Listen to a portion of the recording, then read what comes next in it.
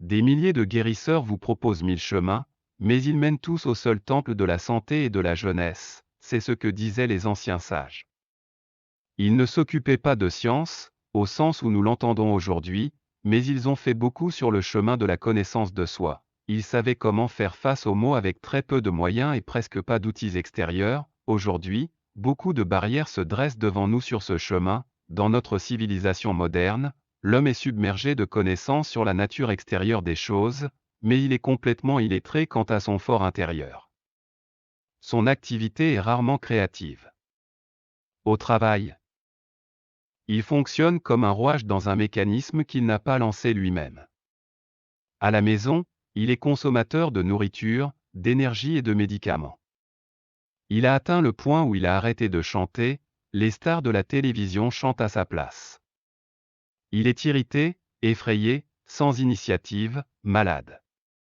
Il ne sait pas comment sortir des ennuis sans aide extérieure. Le chemin de l'auto-guérison lui est absolument inconnu. Je ne fais que décrire la réalité, je n'ai pas l'intention de critiquer le vaste monde ou d'effrayer qui que ce soit, le but de ce livre est de rendre l'homme à lui-même. Quelqu'un a dit un jour, médecin, guéris-toi toi-même, je souhaiterais que cette phrase s'adresse à n'importe qui d'entre nous.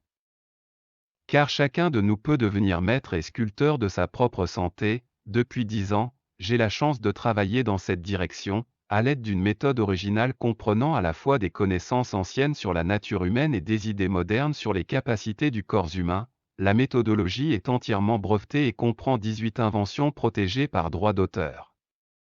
Elle n'a rien à voir ni avec le magnétisme, ni avec l'hypnose, elle n'offre aux patients aucun super médicament ou dispositif médical.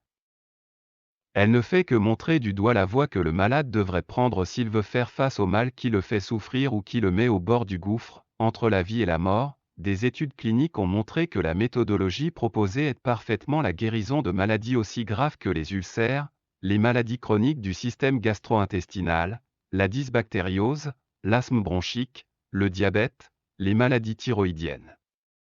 En outre, elle aide à vaincre des maladies considérées comme incurables par la médecine officielle. Celles-ci comprennent entre autres, la névrite du nerf auditif, la névrite du nerf optique, les tumeurs bénignes, en particulier gynécologiques, telles que les kystes ou les fibromes, etc. De nombreux médecins en Russie, en Israël, en Allemagne et aux États-Unis travaillent désormais selon cette méthodologie, et obtiennent des résultats que l'on peut qualifier d'exceptionnels. Les tumeurs disparaissent, les sourds commencent à entendre, les aveugles, à voir. Je ne le dis pas pour susciter l'intérêt du public pour une nouvelle édition. Je crois simplement que les informations sur les succès atteints grâce aux pratiques d'auto-guérison décrites dans ce livre peuvent aider de nombreuses personnes en difficulté à y croire. La foi et la volonté de gagner sont deux facteurs de vie fondamentaux. L'incrédulité tue la volonté, derrière le scepticisme il n'y a que le néant. Comment un malade peut-il savoir que sa maladie est vraiment incurable ? C'est peut-être juste son expérience, tissée de déceptions et de défaites, qui lui chuchote qu'il n'y a pas d'issue.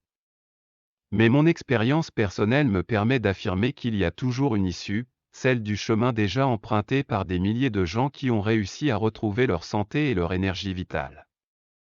Je suis heureux d'avoir pu les aider, au moins dans une certaine mesure, à y arriver. Bonne chance à vous, beaucoup de joie et de succès dans tout ce que vous entreprendrez.